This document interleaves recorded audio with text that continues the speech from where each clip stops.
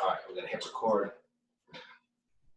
And we are recording. Okay, well, hey, thank you very much. That was a wonderful introduction.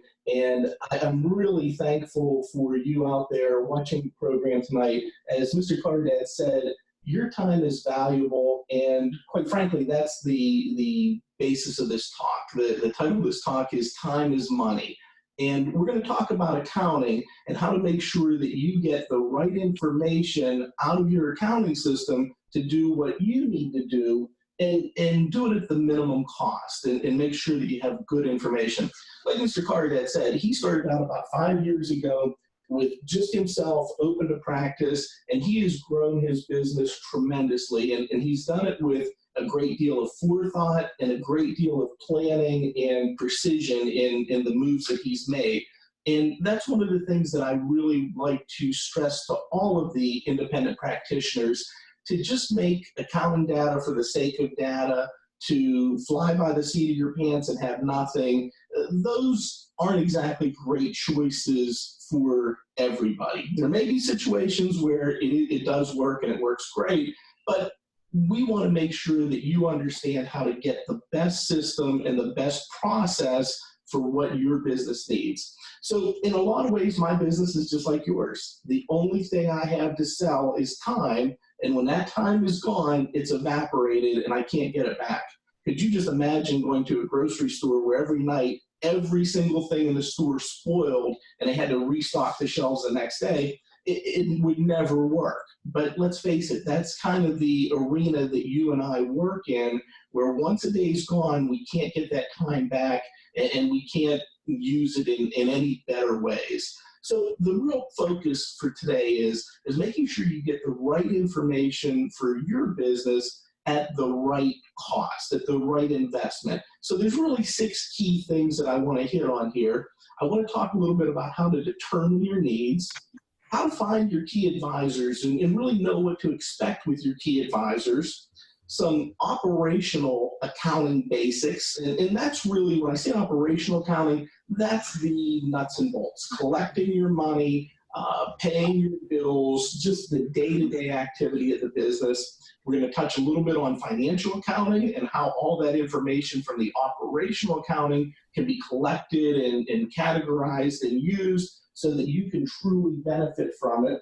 And then we're going to talk a little bit about using the knowledge that you gain from that financial accounting and wrap it up with some tips and tricks and some questions at the end. So just to give you a little background, my firm is in its 12th year, and we specialize in providing accounting, payroll, and tax services to owner-operated businesses. And the other part of our business is specialty tax, where we get into a lot of complex transactional analysis and estate and transition planning and those types of things. So with that said, I'm a CPA, and I've been a CPA for almost 25 years. I have a master's degree in taxation, and I'm a certified QuickBooks certified pro advisor.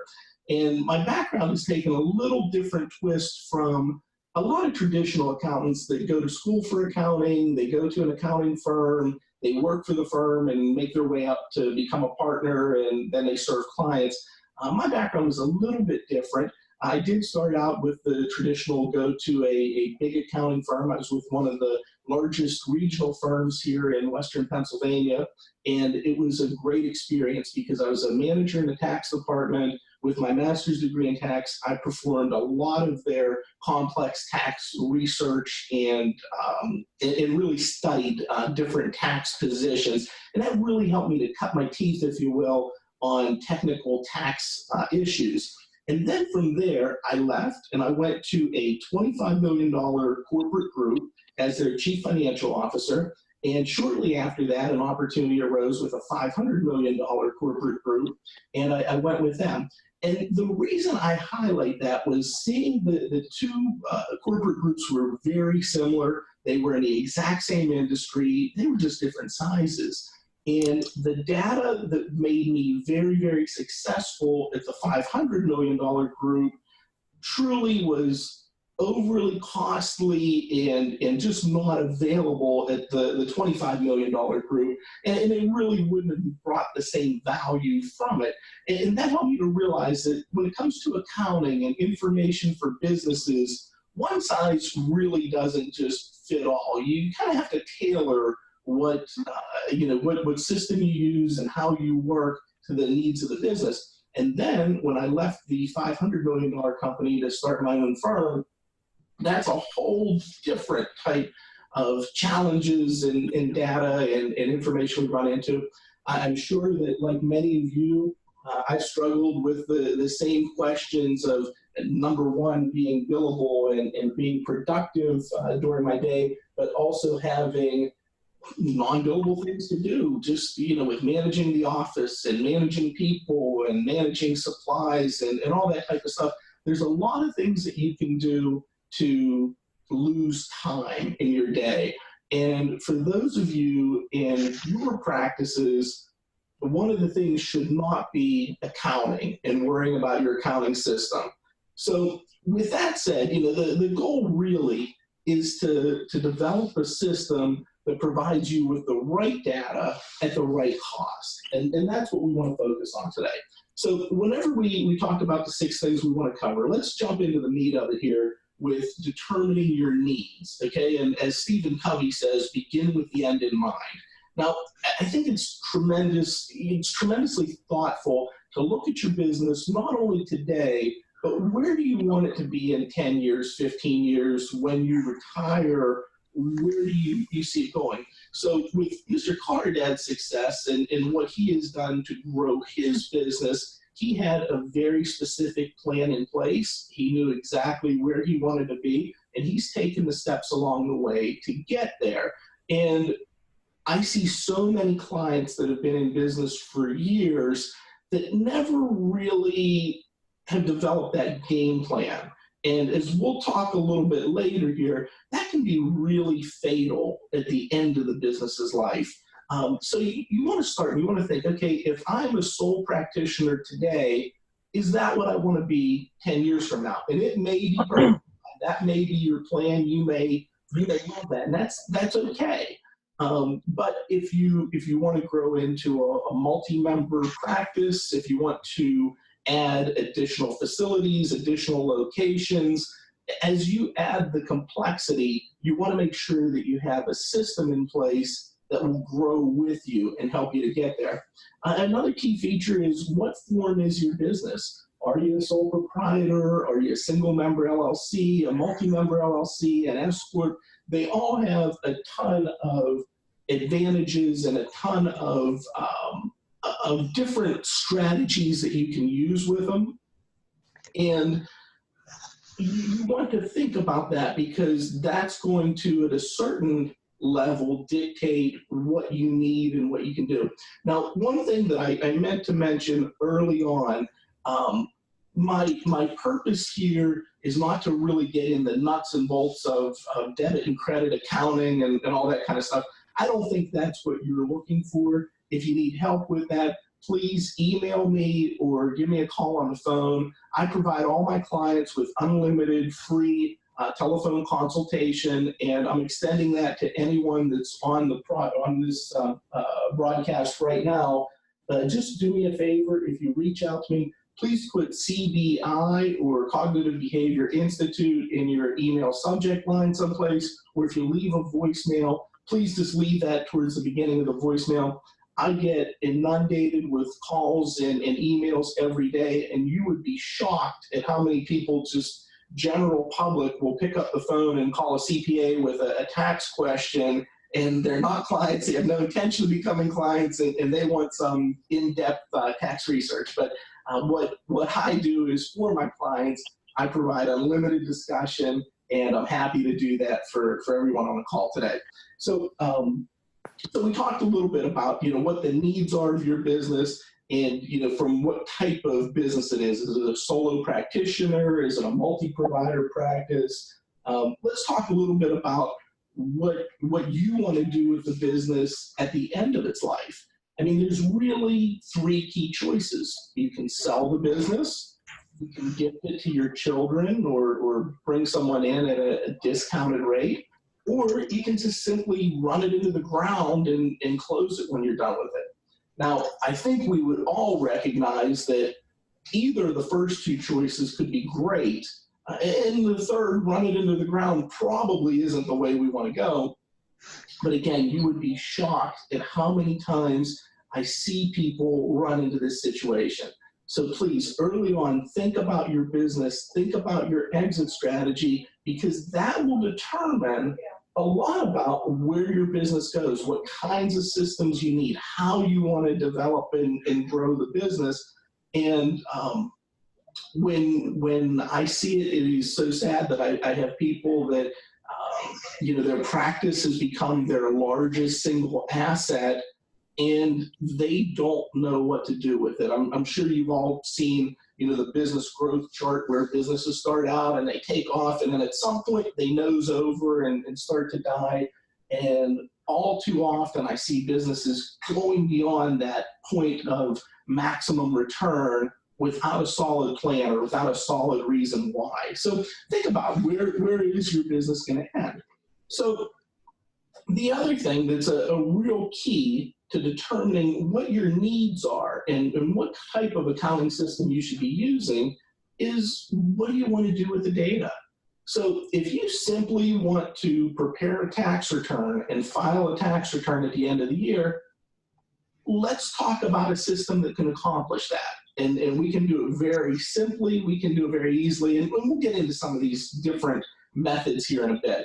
But if that's what you need, then don't go out and, I always say, don't go out and buy a Lexus if you only need a Toyota, or, don't get monthly financial statements from your CPA and let's say reviewed or compiled financial statements from your CPA every month if you're not going to use them, if you don't need them. If you're simply filing tax returns and you need records to be your books and records that the IRS requires, well, then let's talk about a system that does that. Do you have any bank loans out there? If you have any bank loans, your complexity scale just went up significantly. And if you have bank loans, make sure that you're talking to your banker, but more importantly, your accountant and your attorney, to make sure that you understand any loan covenants that you may have in those documents. I've seen this happen too many times where businesses were unaware of their loan covenants. They went through the end of the year, they started preparing financials, and they send them to the bank, and lo and behold, their friendly banker that was so nice when they got the loan wasn't so nice because they didn't hit the numbers. And whether they hit the numbers or not hit the numbers isn't something that we're going to work with magic to make go away through accounting. Okay, I mean the Enron days are over, unfortunately.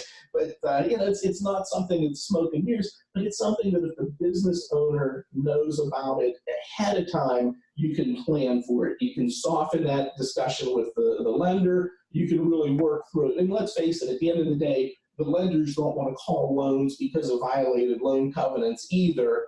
They just need to protect, their loans out there.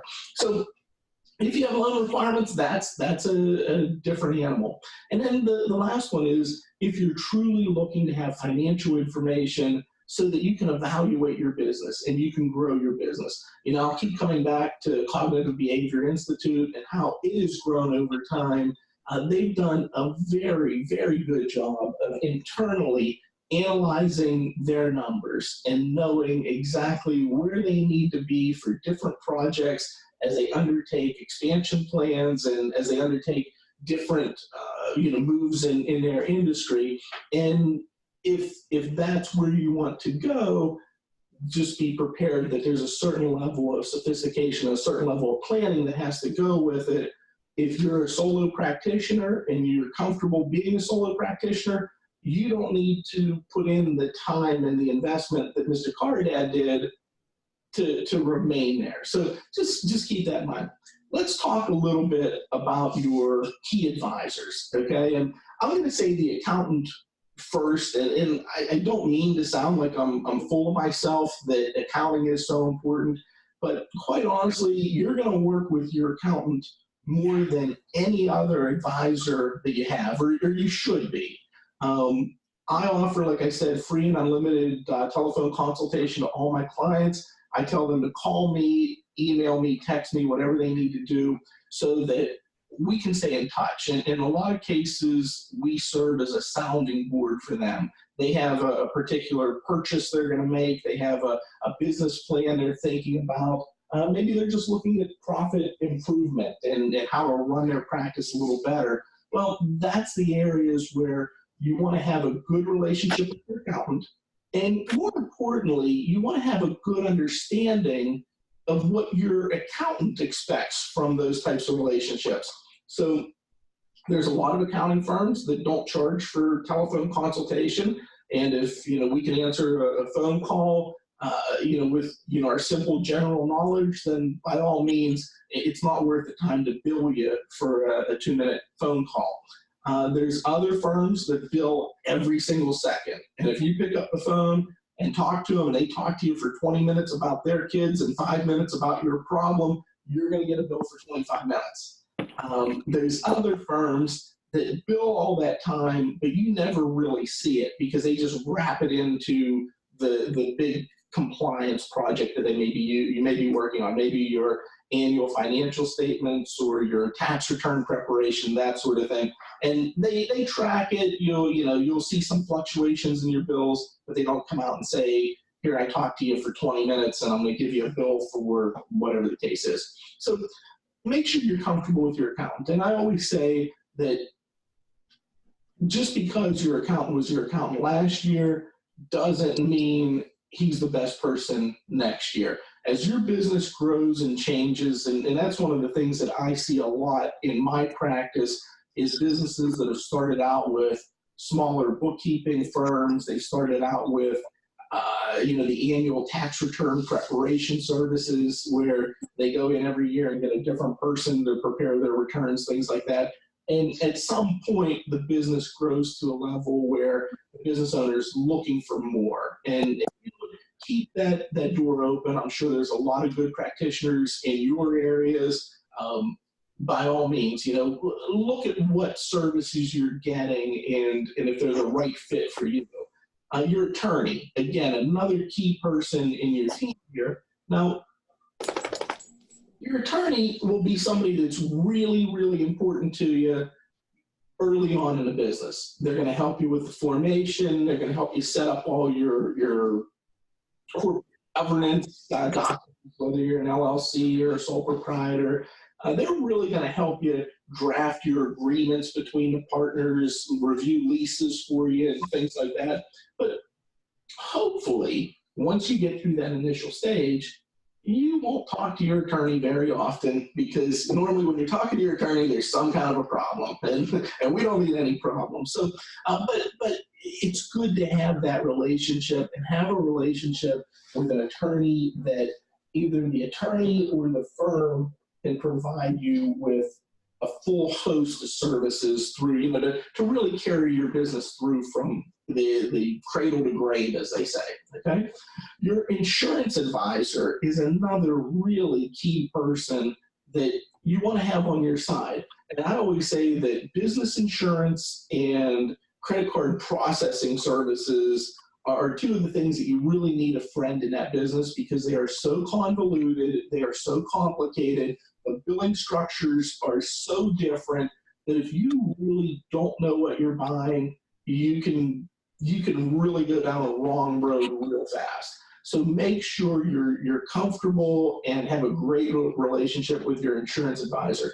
Couple things to throw out. I was going to cover this a little bit later in the tips and tricks, but for insurance, especially those of you that have multi-person practices. So you have people in the office, handling your day-to-day scheduling. You have people, working the phones, whatever the case may be. You want to talk to your insurance provider about employee theft and dishonesty and employment practices coverage. These are two things that I see get cut out of policies really frequently without the business owner even knowing that they're there. And employee theft and dishonesty is quite what it sounds like. It covers your, if an employee steals from you, if they write checks, if they do bad things like that. The employment practices coverage is more discrimination claims and anything that could come out of that type of an arena. Both of the coverages, they're easy ones for insurance advisors to cut out and not make a big deal out of it, but show you a lower premium. So just be careful with that and make sure you at least ask about it, what the cost would be, and make an educated decision if it's something that you'd be interested in. Now, the last two advisors that I want to mention, they often get left off the list because everybody will say, you need an accountant, you need an attorney, and you need an insurance person, and that's pretty much the top three.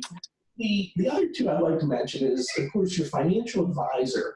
One of the things that I see with many of my clients is that their business becomes their single largest asset, and they really can use the help of a good financial advisor to take all the pieces of their life and put them together. Now, there's a lot of financial advisors out there that really don't do that. But what they'll do is you tell them that you have a portfolio with Raymond James. They supervise that portfolio. They jump in, tell you to sell this, tell you to buy that, do your dividends, reinvestments, and move along their way. If that's what you're getting, look around and just see there's a lot of really good advisors out there that really focus on how does your business asset fit into your total portfolio, and are you on track to do the right things not only with your business but with your other assets to get to the place where you want to be ultimately. The last one I'm going to throw out there, I've seen this come up more and more in popularity over probably the last 7-8 years. And I've had some clients with some great success working with really good industry-specific business coaches. And I know a lot of accountants won't say that because, you know, we do a lot of profit analysis. We do a lot of historical comparisons and things like that. But one of the things that I like to say is, I want to get the best results for my client. And if there is a good business coach that has a lot of industry-specific knowledge and he can help you, then by all means, let's get him involved. Some of them just have a tremendous depth of knowledge in the billing and the collection systems that are out there.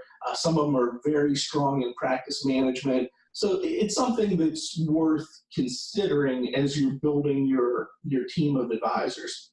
So let's talk now about more of the nuts and bolts here of accounting. So what I call this is your operational accounting. And operational accounting is nothing more than what you do in your house every month, but now it's in your business. Okay, so in your house, if you were a standard wage earning employee before, you would get a direct deposit or a paycheck, whatever. You put it in your bank account, your mortgage payment would be due, your credit card bills would be due, you got to pay for the kids' school, whatever the case may be. And basically you just write checks in and out, and that's the way life goes on. Okay? Well, the operational accounting for your business doesn't have to be any more difficult. It can be just that simple. The key, though, is realizing that you need to track that information and coming up with a system to track that. So one of the things that Mr. Lynch spoke about in last month's presentation was never commingling your funds in your business accounts. And I think that's truly one of the best takeaways that you can take from this presentation, because not only from the legal aspects that Mr. Lynch spoke about, but remember, you know, when I started this discussion, I said time is money.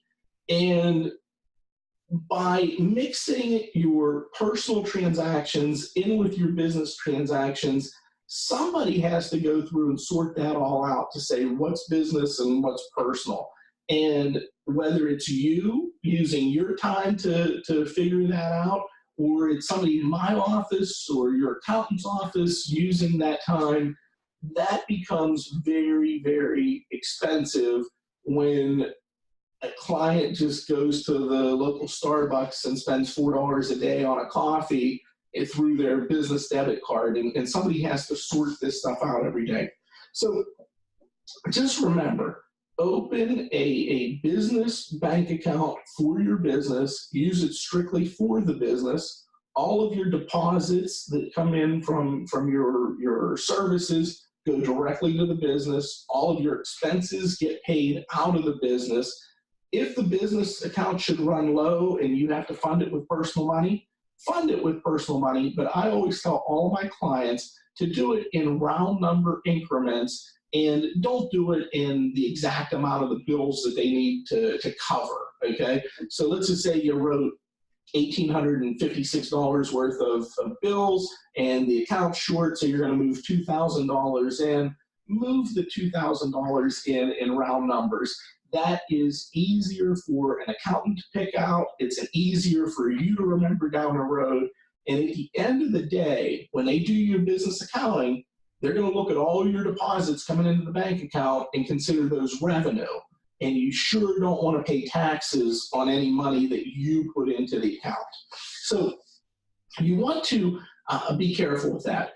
The other thing is, if you are out and you have to make a purchase and you only have personal money on you, or you only have a personal credit card, go ahead and do it, but make sure you submit that as an expense reimbursement to the company. So, you can go online, you can find a little generic expense report. You bought a dinner for a supplier, or maybe you bought a printer at Office Max, something like that. Go ahead and make a little expense report, give the business a copy of the receipt, you keep a copy of the receipt, file it, and then have the business pay you for those expenses. There were some rules in the past that had phased out in 2018 with employee unreimbursed business expenses.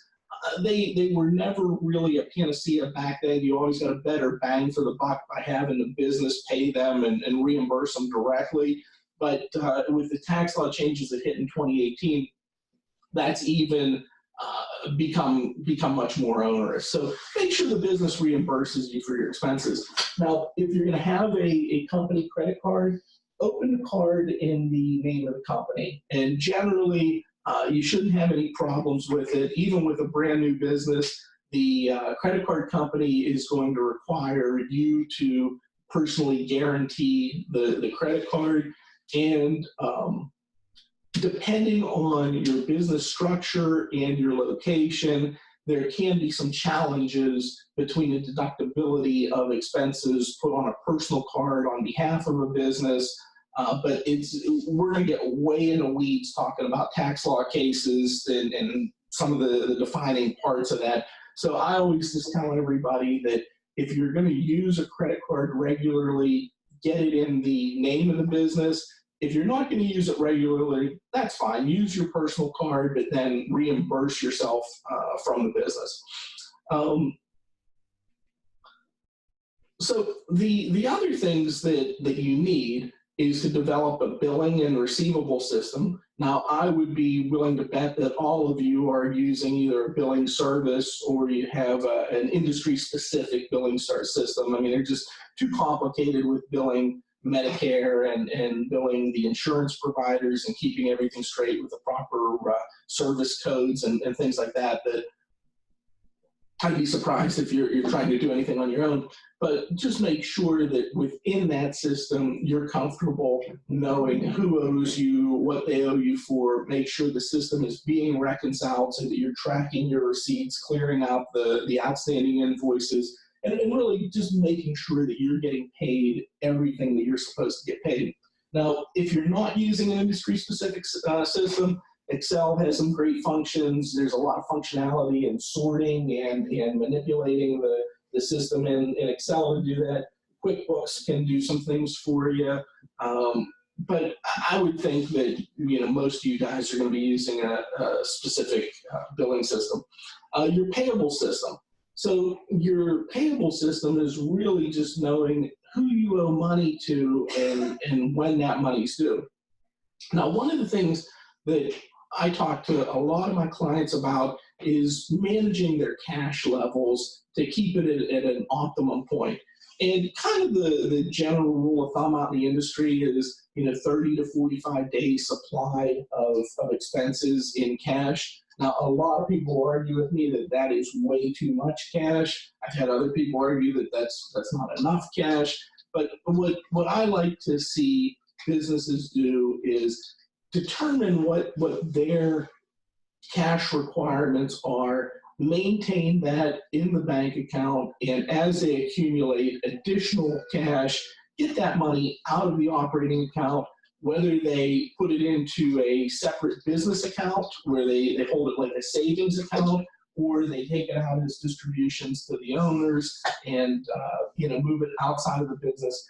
I really don't like to leave a lot of excess cash in the business, because what I found is when there's a lot of cash in the business, business owners become a little more, and lackadaisical isn't the right word, but they become a little more complacent with expenses that keep going up and not really challenging their expense structure, and they get to a point where it's okay, well, we got a lot of money in the bank, just pay that bill and move on.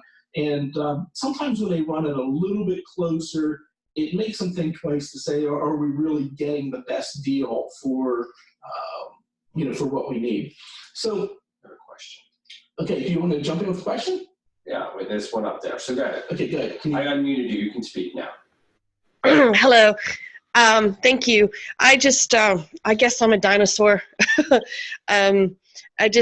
If you have if there's something that you may not have said, just briefly, because I know I could ask a question later off the group, but I used to be a billing manager for anatomic pathology in another field, obviously, but so I understand CPT codes, ICD-9 codes, and billing things. So I do it not by paper. I submit online to the insurance companies, but I do my own billing. I have folders of things because I just don't have enough of when you say what does my business need with the next year or so, I want to have a system that I can pay for to send all my claims at once, or an electronic system that I can do all my records.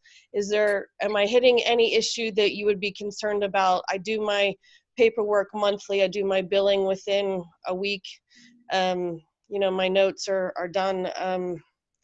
And I have a monthly check for, and I have a CPA. He's not in the field, of course, but he is, I keep my receipts and of things. I mean, if I don't have a billing system or company, does anything hit your concern at that level? Well, I mean, if your system is working for you, it's completely fine. I actually had a smaller counseling service that was doing very much what you're doing. They would submit their bills through an online portal, and they were able to track them. Right within their online portal, though, they were able to manage what claims were being paid and what was outstanding. So exactly. Yeah, so they could handle it. So as long as you have the information that you need to make sure that you're getting paid everything that you deserve, okay, and as long as you have the record retention for audit and those sorts of things, then by all means, I wouldn't change a thing about what you're doing. Now, if you want to add an electronic system, I mean, you could fool around with QuickBooks or something like that, but that's not really the tool. This is where I think the better. Do you have an electronic health record? Say again, Kevin? Do you have an electronic health record? No, I don't. So that's the area I think where there's opportunity for efficiencies. So I have one person, we do 4,000 sessions a month. And so we have one person that does billing and has time to do other things because of the health record. And so what the health record allows you to do in this one system is we, as therapists, we can make the appointments in the session, we can collect payments, credit card or otherwise, in the session. And once we do that, it sends it into a bucket that it's to be sent out to the insurance companies. And then daily, we send that bucket of all the daily appointments that had for the insurances get sent out to the clearinghouse. The clearinghouse goes and does into everybody's portal, gets it, Right. comes back, goes through the system, and then it's very neat. So it makes how much time, because John has been instrumental in explaining how to get these efficiencies, but when I have it there, it makes his life easier. So I spend less on accounting and less on the administrative side, so I can make more money in revenue. So that's the opportunity I think that you could get with that, because credit cards in there, cash checks, it's all done. The billing is there, the appointments making, we're paperless. You can get HIPAA compliant faxes, email, I mean, it just, and that can be anywhere in the world because it's cloud-based. So that's something, if you want to talk more about, I mean, off the side or later, I think that's the beneficial. And ultimately with accounting, it makes it easier to follow the path of what's happening. And I think there you can develop efficiencies. And so that's what I recommend. And this is the other thing that it's not really on the topic today, but what I've been able to do with electronic health records, I use healthcare measures. So I can measure in every session how clients are doing overall and how they feel the session was itself. And I've been able to leverage that data. You probably all, you can raise your hand. Do you all take insurance? Yes. What insurances are you in network with? I'm in UPMC, Highmark, Mental Health yet, United Behavioral Health, and a couple others. So we're in all the 5 majors, Cigna, Aetna, United, Highmark, UPMC. Who are your top 5 payers in order?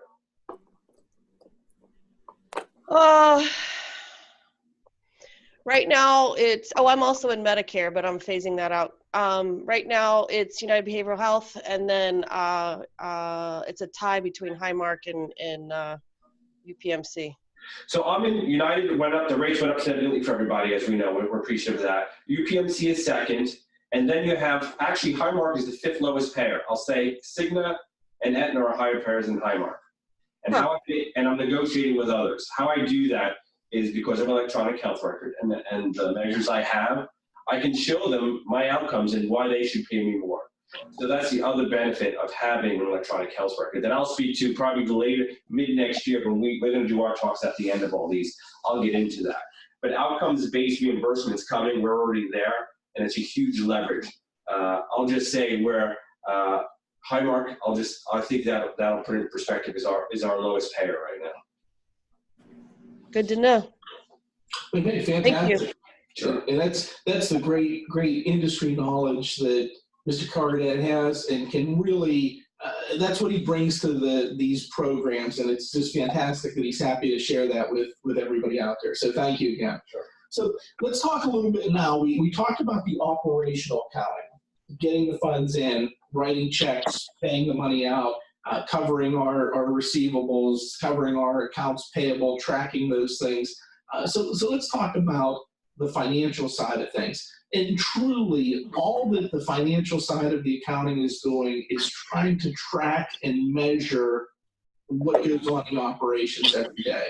So what I see a lot of businesses do is use programs like QuickBooks, and that's kind of billed out there as a panacea for everybody. I see a lot of people track things through Microsoft Excel. That does a fantastic job. I see people that use industry-specific packages that get added on to your billing side and your healthcare record side of the business to kind of bring a total practice management system all in one place. I think all of these have great advantages. Now, in today's day and age, with 99% of the banks out there, the online banking makes it so incredibly easy to suck your transactions out of the bank and into an Excel spreadsheet. If you haven't looked into that, I'm going to ask you to talk to your accountants about it and determine if that's something that would help them. Now, what we see a lot is we see the old-timer clients that have paper bank statements, and believe it or not, we actually just one of our old ledger clients, our last old ledger client, just passed away last year. So we just lost the last one that did the old scrolls and did their own accounting in-house with ledgers, and it's kind of unbelievable to see. But beyond that, being able to pull bank information out of the bank account into Excel is just a true time saver, and it's just a great way to move data from one place to the other. Now, once it's in Excel, it doesn't make it accounting yet. And what I do is I prescribe a very standardized, simplified chart of accounts for all my clients. I have a handful that want to measure specific items on their financials, and we tweak the financial statements. And by all means, if you want a copy of this chart of accounts, I'd be happy to email it to you. It's just a basic Excel spreadsheet, and I could send it out. But you go through, you put all of your data in Excel, you use the sorting functions to sort your data by description, and then you can simply go through, add the account numbers, and now whether you do it or you turn it over to your accountant at that point, you just saved yourself a ton of work and a lot of money in accounting fees, because getting that data from the source documents to the actual financial statements, there's just so much room for error with data entry errors and key punch errors, and just so much time consuming that right now we've kind of simplified that system in our firm, and we're really moving to the next phase, which is going to be artificial intelligence and then using some AI models to help streamline the process. So I think 30 years from now, that's where my profession is heading. So if your accountant is still doing, getting receipt books from you, or still getting, stacks of check stubs and things like that, really talk to them and see if there's a better way. See if there's a way that you can not necessarily cut their fees, but get more robust services for the fees that you're spending. And I always say it's just such a waste of money to pay someone a lot to simply crunch data from bank statements and generate a tax return without any advisement, without any professional thought to help you grow your business. That's the part that we're really trying to streamline. Now, in your case, like I said, you can do that through Excel. You can also just, like I said, simply give your accountant bank statements with the information provided, and they can put it all together. Some accountants, love to work that way. Some can't stand it. I'm in the latter camp. QuickBooks.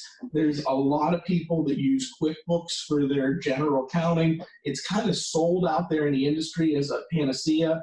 I'm a QuickBooks certified pro advisor, and for some clients, it's fantastic. For the vast majority of clients, it becomes a very expensive proposition to keep it running. And just a couple examples, in QuickBooks, it will let you delete transactions or void transactions that have happened in a prior accounting period.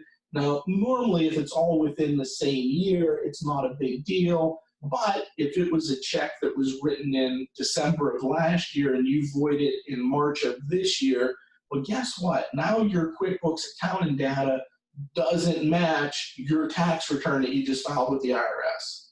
And the one takeaway tip, if you're using QuickBooks, make sure that on New Year's Day, as soon as you get up in the morning, you back up your QuickBooks file up to that point. And as soon as your accountant gives you any, accountant's changes, and they can import them through that accountant's change function, or they can just give you journal entries and you enter them. Whenever that's done, make another backup, because if you are ever audited, the IRS has every right to say, we want your QuickBooks data, and you're going to turn it over. Well, there's absolutely no sense in letting them go on a fishing expedition, with all of your transactions up through current, when they may be auditing 2 years back or 3 years back. If you have that backup and it's backed up as of the first day of the following year, you can give them that backup. Here's our accountant's changes that they made with it. that's sufficient to audit the year that's under audit. But I'm going to tell you right now, if you give them everything, they're going to look at everything. So I don't want to get too far in the weeds because, the talk was really about accounting and accounting systems. When it comes to taxes and your businesses in particular, there's just a host of new things out there, and hopefully you're working with your accountants to do tax planning here over the next couple months. But as I said, with QuickBooks, it can be great. It can really do a lot of good things for you. It can be trouble. If you're jumping into QuickBooks and you're new to it, be careful. What I've seen a lot of accounting firms do is offer a QuickBooks setup package, if you will. And what they do is they set up a chart of accounts for you. They give you some really basic training in how to run QuickBooks. And they may even give you a couple hours of consultation, kind of all grouped in it where they do some training. But then what they'll do is they'll let you run with this thing for however many months until you're at the end of the year. And then you'll give them your QuickBooks data to prepare your return. And they'll say, wow, this is all screwed up. And I've seen people get, excuse me, tremendous bills trying to clean up the QuickBooks data because it wasn't managed properly throughout the year. That's another quirk of QuickBooks. If you make a mistake on a particular transaction, it will repeat it every time you do that transaction. It'll make that same mistake because it learns as it goes. So if it learns something bad, you're going to be in trouble. So one thing with QuickBooks, with any financial system, whatever you use, make sure that you understand your balance sheet and you understand your income statement. Excuse me. Your balance sheet is really nothing more than a record of everything that you own or everyone that owes you, and everything that you owe and all the equity that is built up in the company. The income statement, like you'd expect, that's your profit and loss. That's what's driving your business. So with that said, if you're going to have an accountant help you with your QuickBooks setup, make sure that before you're done, that accountant can explain to you what every account is that they've set up for you, what should be in that account, and what source documents you should be able to reconcile to make sure that you're posting your stuff properly so you can identify problems and not just have the accountant waste a ton of time. Funny story, I met with a large plumbing company years ago, and the business owner said, well, what are you going to do for me? I have, people in the office, they do QuickBooks and it's perfect. And, I don't need, an accountant to help on the accounting side. I just want tax compliance. I said, well, that's great. Let's look at your records. And one of the first things that we noticed was that they had bought a truck, and according to their QuickBooks records, they had paid $28,000 more for the truck than the truck actually cost. Now, that isn't what actually was the case, but I told the business owner, I said, if it was me, I'd quit paying for that truck because you already paid $28,000 too much. That opened his eyes, and we said, well, what's going on with QuickBooks? How do we understand it? So just be careful with it. Make sure that you work closely with your accountants. Now, when we talk about using your financial knowledge, it's not one size fits all. So for you independent practitioners that are happy with an independent practice and that's where you want to see the practice stay throughout its life, that's perfect. Maybe all you need to do is accumulate your data from the bank account so that it's ready for your tax preparer to prepare a tax return at the end of the year. I would highly advise you to do some tax planning and make sure that you're getting all the advantage that you possibly can from the tax laws that are out there. And maybe that's great. Maybe that's all you need. If your business is right now a solo practitioner and you're looking to grow to something like Mr. Cardad did, then you got a different set of things that you want to look at. But don't let anyone just sell you the idea of doing this much accounting work because you're in business and that's what you need. Accounting work really needs to be tailored to you and what you see your business being in the end. So I have some other things here, but we're starting to run short on time, and I just wanted to just touch on some tips and tricks real quick. As I said, I'm happy to help anyone with a telephone discussion. I may not be able to get, into the weeds with you or into the nuts and bolts because your structure, your scenario may be, more, I may need to look at more information to be able just to give you a knee-jerk kind of reaction. But if you have a question, by all means, please call me, send me an email, identify CDI in the email subject or in your voicemail, and I'll be sure to get back to you and help you out any way we can. Secondly, make sure that you understand what works best with you and your accountant. Make sure that you're not trying to give them something that's, like trying to put a square peg in a round hole. Try to make sure that you guys get to what really works the best. You'll find much better service, you'll find your fees decrease, or you get better services for the fees that you're paying.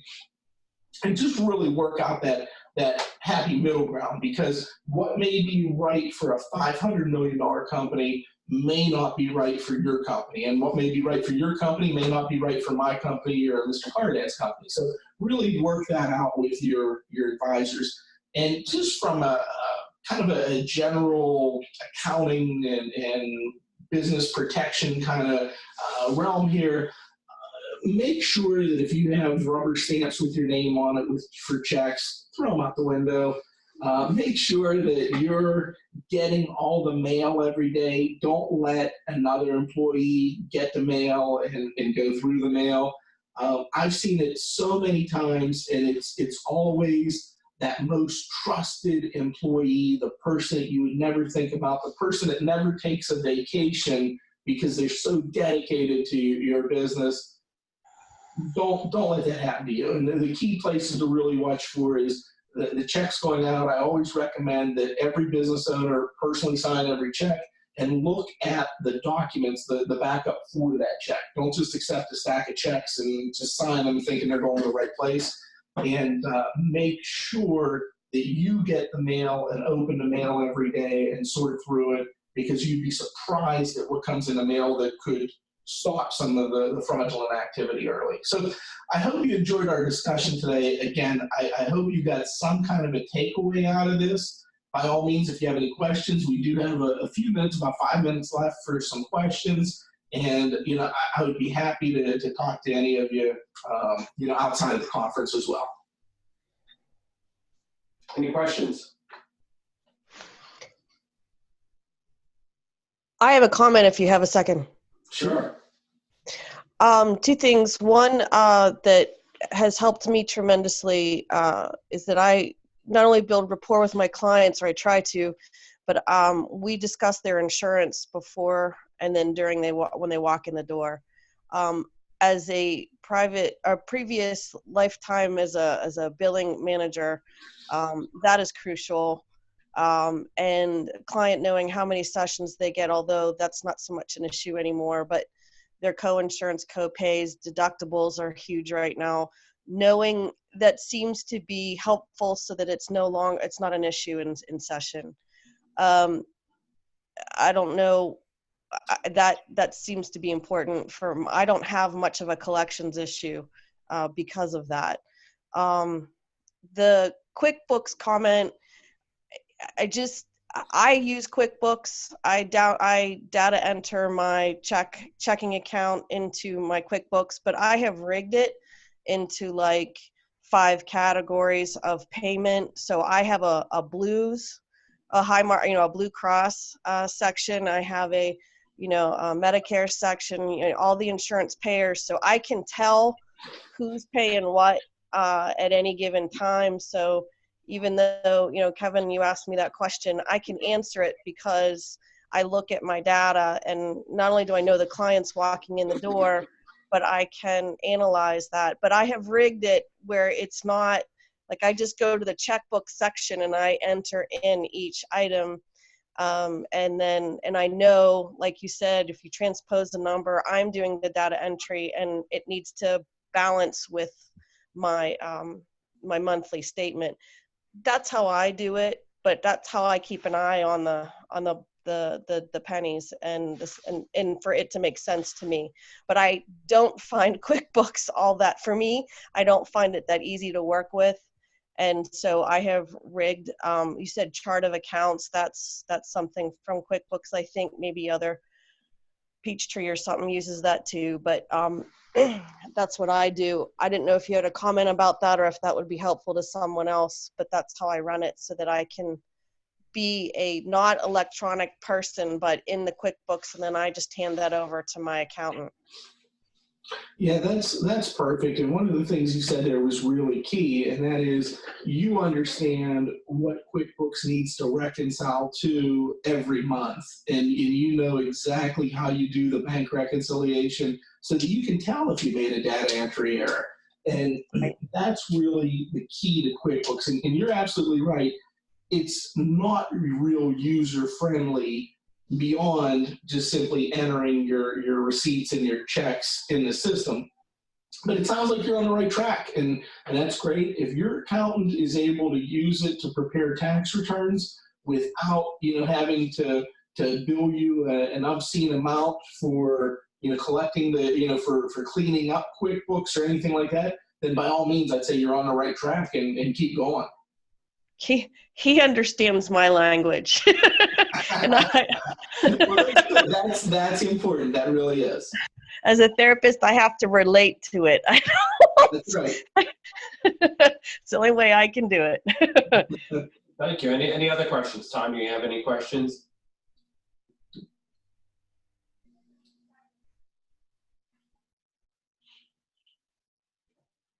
All right. Well, I appreciate you all being here. We'll have our next section next month. We have a newsletter that comes out with all our education that we have at CBI Center of Education.com. Please go there, and I'll see you guys soon. Thanks for attending. Take care.